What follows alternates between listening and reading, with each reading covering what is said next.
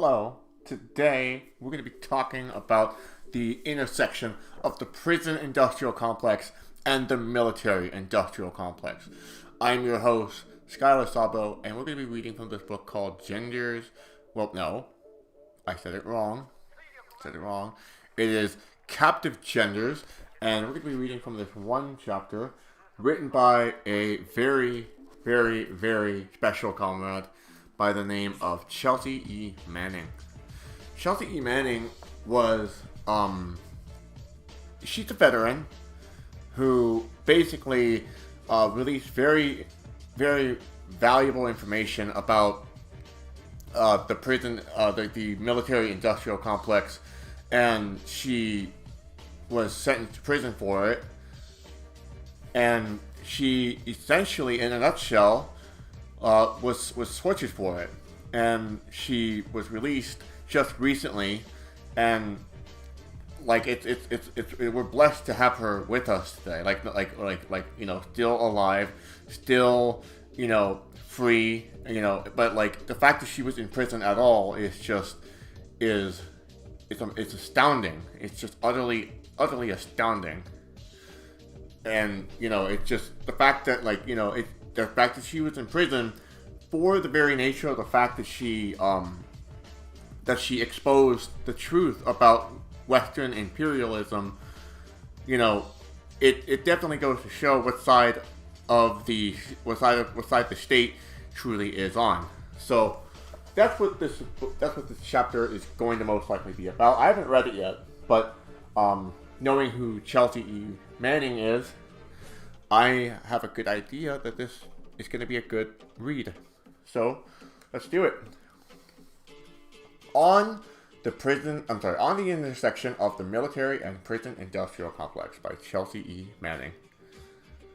My home, or at least my place of residence for the time being, is the United States Disciplinary Barracks, America's crown jewel, military prison.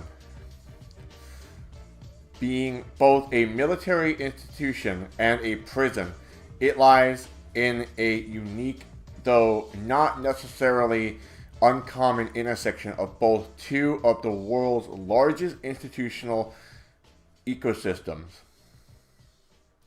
These systems are commonly referred to by academics and advocates as industrial complexes, and are namely the military industrial complexes and the prison industrial complexes. I am also a trans woman with an adjudged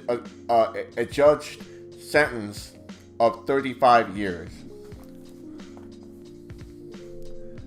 My status as a trans woman places me in a unique position in which the extraordinary administration, regulation, surveillance, and policing of gender norms, expectations, vices, and virtues clashes with my most fundamental understanding of my identity and how I intend to express myself as a female. For instance, although I am now being allowed to wear female undergarments, use cosmetics, and take hormones, I am not allowed to grow my hair beyond the 2 inches authorized by the military.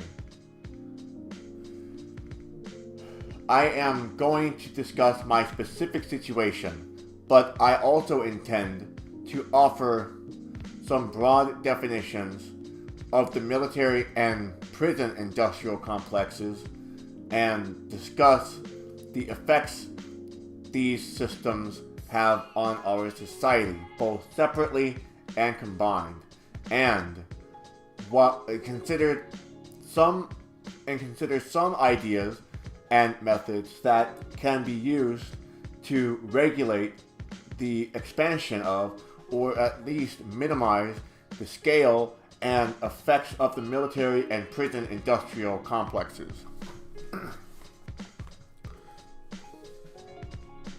Without issue, I believe we can agree on a broad definition of industry as the labor or production for the purpose of creation or of something of value.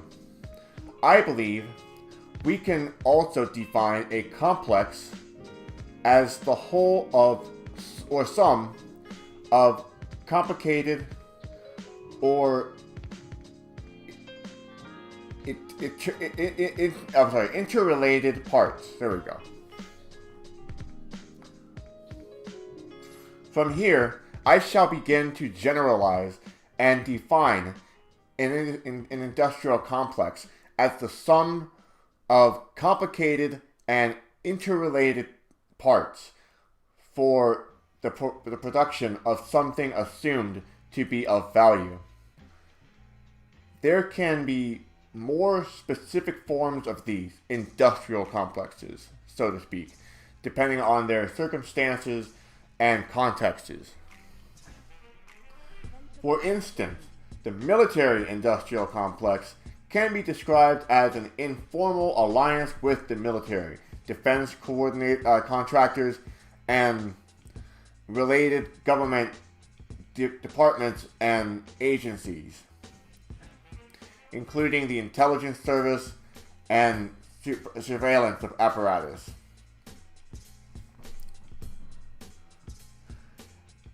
At the federal level in the United States, this consists of several legal and organizational frameworks and processes that can determine who and how individuals and groups in societies get labeled as enemies or terrorists. This is also how certain behaviors and actions can become associated with terrorism, legally defined as dangerous actions intended to intimidate or coerce a population and influence or affect a government, and determined as threat to national security. I remember one time I was in Los Angeles, and I was dressed up as a trans woman, and I witnessed an arrest. Hello, how you doing, both of you? Interbeing Art and Dances with a Woo. How you doing? Good to see you. So anyway, so basically, I was dressed up as a trans woman, and like, you know, as myself, basically, but like, you know, I was presenting as a trans woman, and essentially in public, and like, I went to the train station, and the thing is that like, there was an arrest, and I witnessed it, and I just walked past it, and I just was watching the arrest as I was walking past it. One of the cops, because there was like a bunch of cops on the scene, took a picture of me with his cell phone and turned around, and essentially I kept walking, like, and I didn't really know what to do because I just kept walking.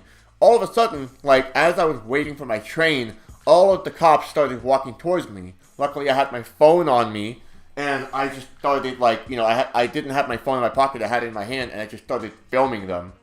And they started walking away like a bunch of fucking cowards. So, I don't know, they figured that I was an enemy of some sort, you know? That's essentially, I don't know, it's weird how, like, they think, like, someone who looks like a woman, you know, that you know, that's not necessarily passing, can be seen as an enemy. I don't get that. That's really fucking weird, especially in a cis heteronormative society, you know? It's really fucking sad, and it's really fucking pathetic. Cis people are fucking awful, I'll tell you that much. Alright, let's continue. Chelsea Manning's literature, my friend. We're gonna have a good time. In contrast and collaboration, the prison industrial complex is also a formal and informal alliance, here consisting with correctional and law enforcement departments and services and systems. I actually butchered that sentence, but we'll go with it. In the United States, these include local and state federal police and investigative services, the state and federal criminal and civil courts, and the county jail, state and federal prison system. That's a lot of ands in one sentence, Chelsea. Just saying.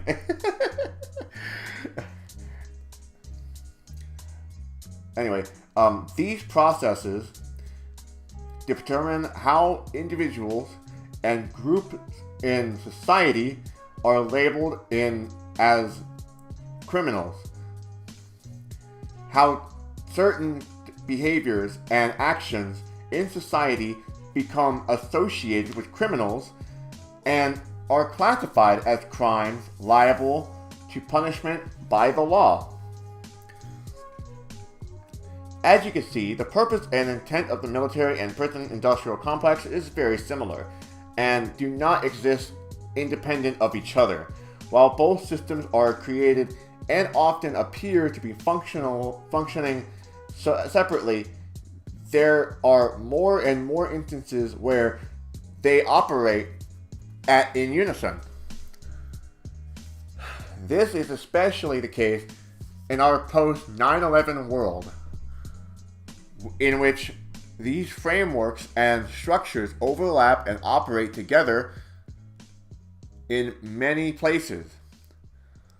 Such overlaps between them can now determine how individuals and groups in groups that society labels as criminals can now be labeled as enemies or terrorists and become classified as threats to national security. Such intersections are now familiar and common. For example, we could look at the task force and fusion centers for joint operations between law enforcement and local law enforcement and federal law enforcement, intelligence and surveillance agencies, solitary confinement. I almost said solidarity confinement. That doesn't exist. Solitary confinement and communication management units, military commission systems, immigration detention centers, indefinite detention centers without trial, enhanced interrogation, torture techniques, and then target lists and disposition matrices and assassination by unmanned aerial systems, drones. Jesus fucking Christ. Like, how many fucking fetishes does the United States have in terms of fucking killing people? Jesus Christ. Can you imagine that? Like, can you imagine that, like, the United States has, like, so many, like, ways of killing and torturing people and punishing people? You apply excessive force. I control that force. Solidarity confinement is COVID-19 quarantine with a friend. Yep. Yep. I know all about that. Anyway, where was I? The interests that promote and sustain both the military and prison industrial complexes are also very similar. For the military industrial complex, you have lobbyists for the defense industry, politicians in Congress, the judges of federal courts, and the head of government departments and agencies. For the prison industrial complex, you have the lobbyists for the prison construction and law enforcement equipment, local, state, and federal politicians, law enforcement officers and agents, state and federal prosecutors, prison wardens, and prison staff and officers. For both ecosystems, these interests operate with structural biases and prejudices. A non-exhaustive list of these can include skin complexion, eye color, and hair color, race, who your parents are, and geographic location, where you were born, immigrant status, where your spiritual and political beliefs are, religion, political identity, what gender you are assigned to or identify, gender or gender identity, who you are physically or emotionally attracted to, sexual orientation, what job you have and how much your family makes, class, and your assumed intelligence and physical capacity, mental and physical ability. These systems are arranged in such a manner that the most vulnerable populations in the society are the ones that are most negatively affected. For instance, both systems impact youth, particularly those with low income and or are of color. Many youth, even those who are first offenders, become caught in a cycle of release and reoffends. Vulnerable youth also get caught up in the military-industrial complex, where there is the enlistment of soldiers, sailors, airmen, and marines, and their placement into harm's way. Both systems impact women and other genders and sexual minorities. The imposition of strict gender norms and of femininity on women, and the praise of masculinity and the macho at the expense of the femininity, which is deemed as a sign of weakness. Both systems impact immigrants through the criminalization of those who are read as unfamiliar. The military-industrial complex also targets people read as foreigners by labeling them as potential terrorists and threats to national security. Both systems impact people living in poverty through the criminalization of low-income people. There is also a lack of concern for foreign poverty by the military establishment and the placement of the poorest U.S. citizens in the most dangerous military position: infantry, field artillery, etc. ACAB, be safe, for real. These systems help perpetuate the society many have become immune to seeing.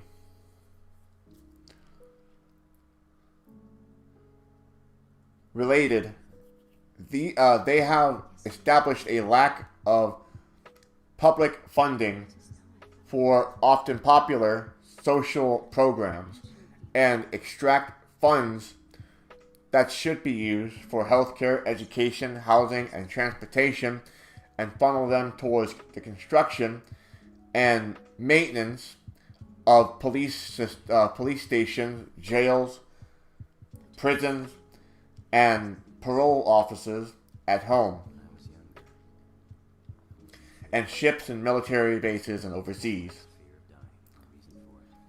It is at the intersection of these two systems that places trans women, such as myself, into the exhausting and dehumanizing position of being determined as a potential criminal, threat to national security, and ironically be deemed immutably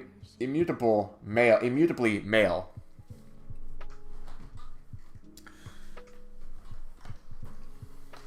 All right, let's see.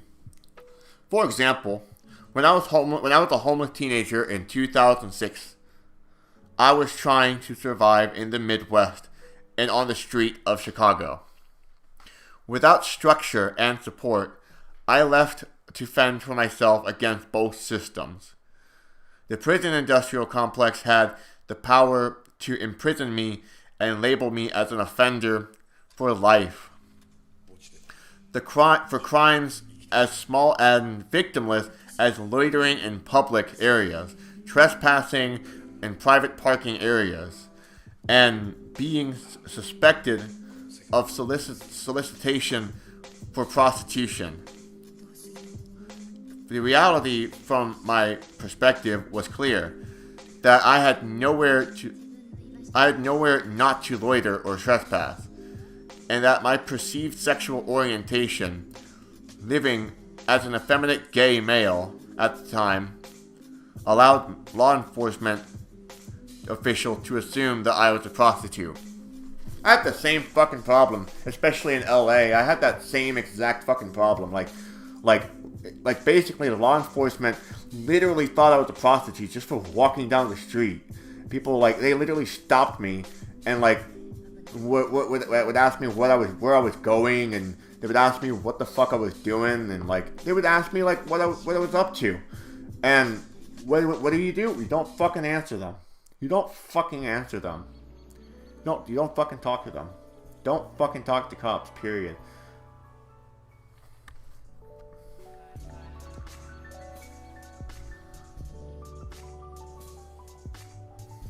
Later in 2007, while attempting to start a career and obtain a degree from college, the military-industrial complex tempted me with large bonuses and financial assistance by enlisting a four-year term as an intelligence analysis. Yeah, seriously, ACAB. Seriously.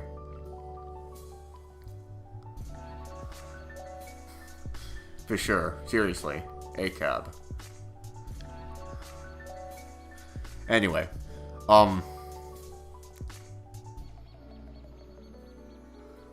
By enlisting in a 4-year term as an intelligence analysis, I would also receive training with certification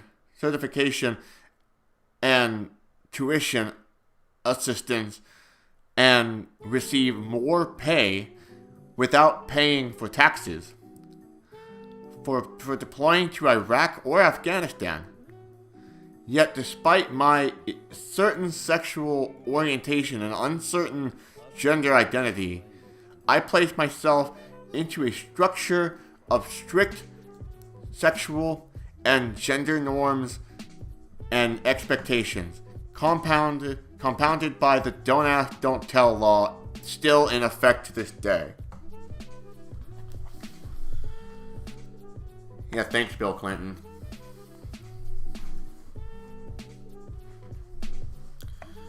In the 2009-2010 time frame, when I eventually did deploy to Iraq, I saw firsthand how the military placed people like me and my fellow soldiers into some of the most burdensome positions in the intelligence community, with some of us making less than a fourth of or a fifth of pay earned by civilians counterparts while enduring long work days with no time off. From the start of 2010 to our current moment in 2015, I guess when this book was released, I have continued to have my gender enforced and regulated to varying degrees as being forever and immutably male underneath the somewhat mild and cosmetic relaxations of the male standards imposed on military prisoners. And this has primarily been the result of 2 years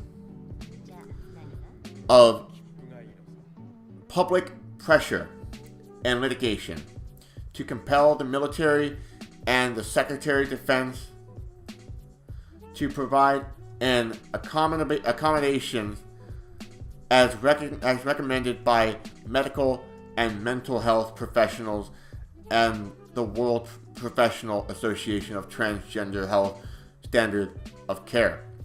Thus far, successes have been slow and ultimately unnecessary.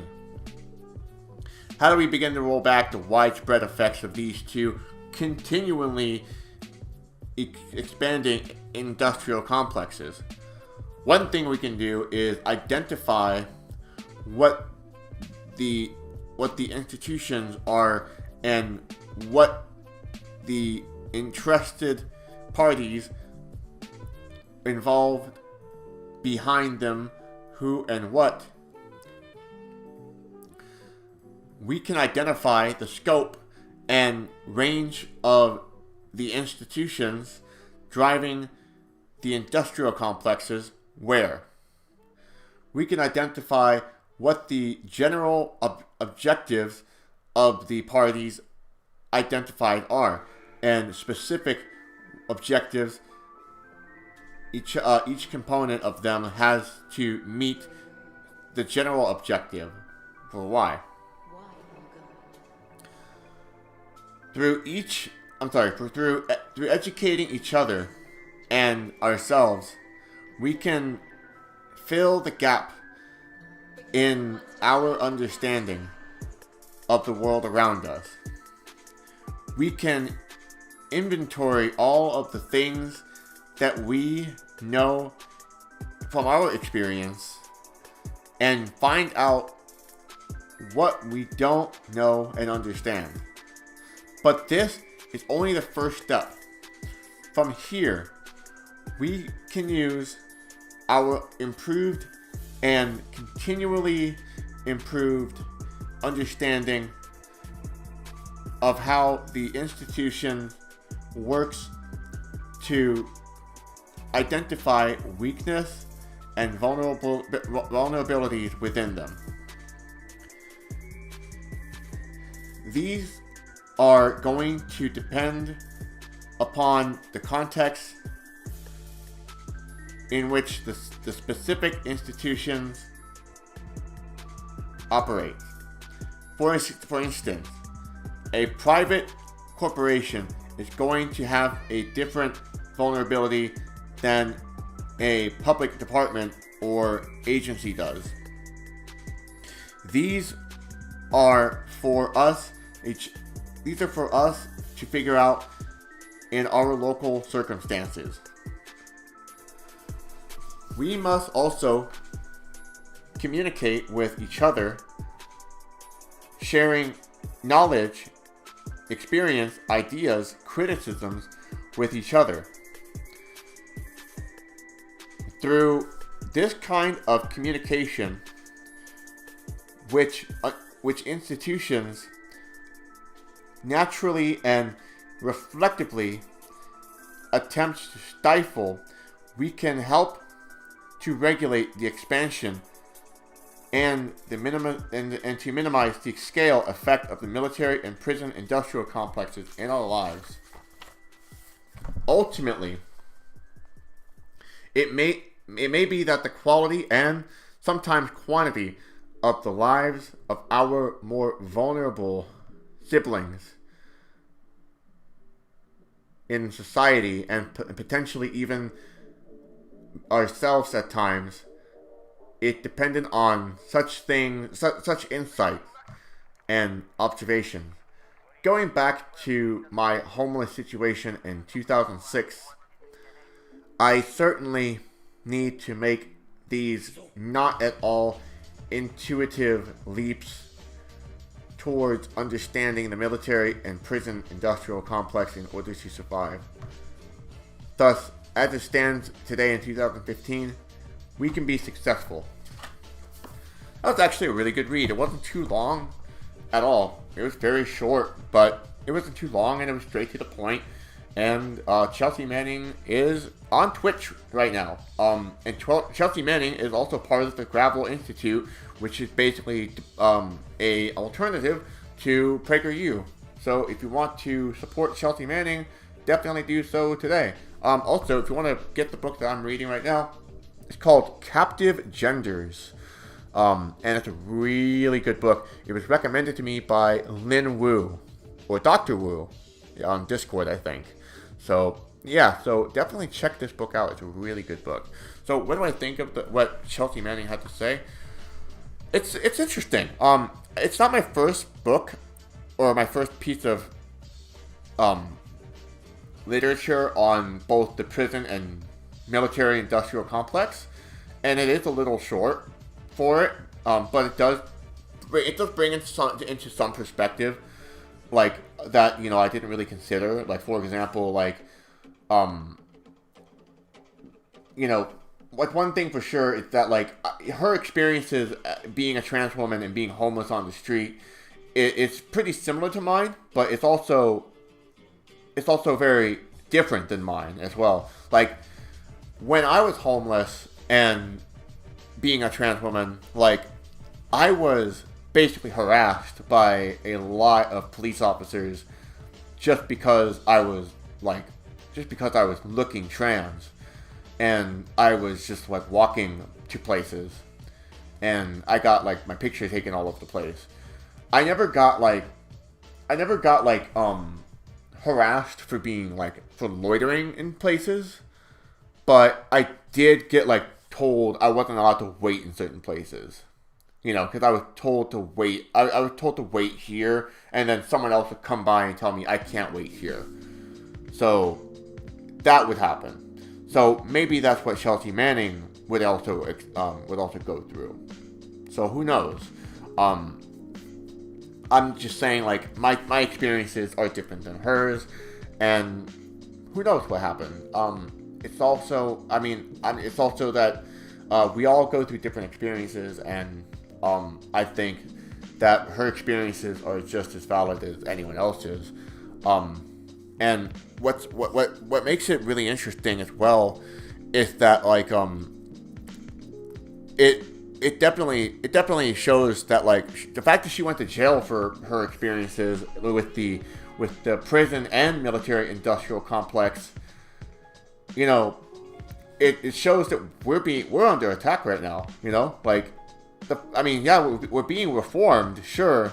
I mean the laws are being reformed, sure, but like we're basically under attack, you know, and we have a lot of fighting to do, you know. Like, I remember Donald Trump just recently like rolled back a bunch of laws to defend ourselves in the medical industry, you know, and that right there, you know, can basically harm us in the long run.